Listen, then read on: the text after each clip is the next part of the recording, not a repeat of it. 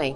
This is the 20th anniversary year of the John F. Kennedy Hyannis Museum, and each year we have a special summer exhibit, and we are delighted this year because we have a tribute to Jacqueline Kennedy and her time on Cape Cod. And can you tell me a little bit about what you have for displays and, memorabilia, that type of thing? I will.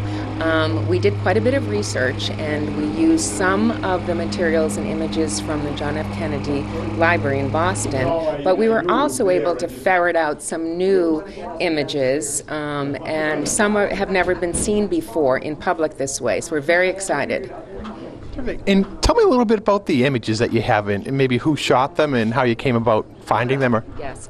We start with the Life magazine article, which ran in 1953, the summer of 1953, and it really was a cover article and pictorial of the president, pre-presidency, of course, and his fiancée, Jacqueline Bouvier, and it was a weekend.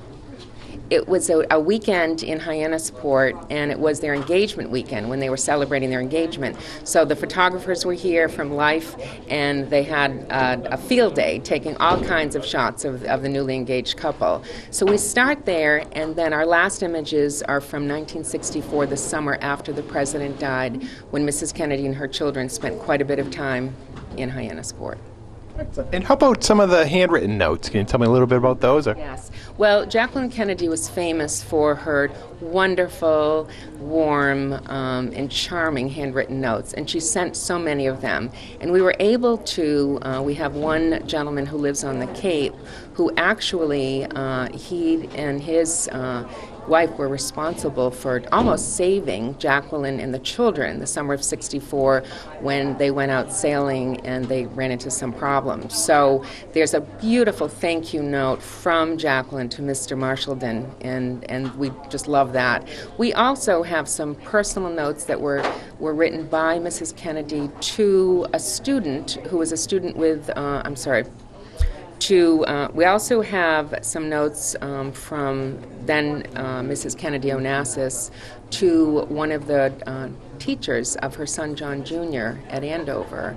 And we in fact know the family, and she wrote beautiful thank you notes to Mr. Sherman, to Mr. Drake. Forget that whole story. Oh, that's Could you tell me a little bit about, the type of visitors that you get here to the museum and where they're from, other countries, and what their interest is? Right. Well, the whole allure of the Kennedy family, really, we don't see that has faded away at all.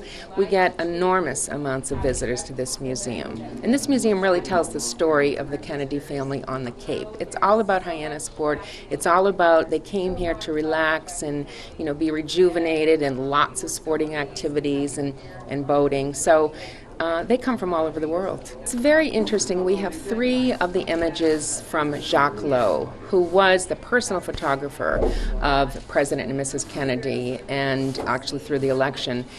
And all of his negatives were ruined on 9/11. They were all stored in the World Trade Center, in fact, in J.P. Morgan's bank vaults. 40,000 negatives were destroyed. So we had the great good fortune of finding his daughter and working with the estate and actually being able to use 3 images that were saved. Wonderful. Yeah.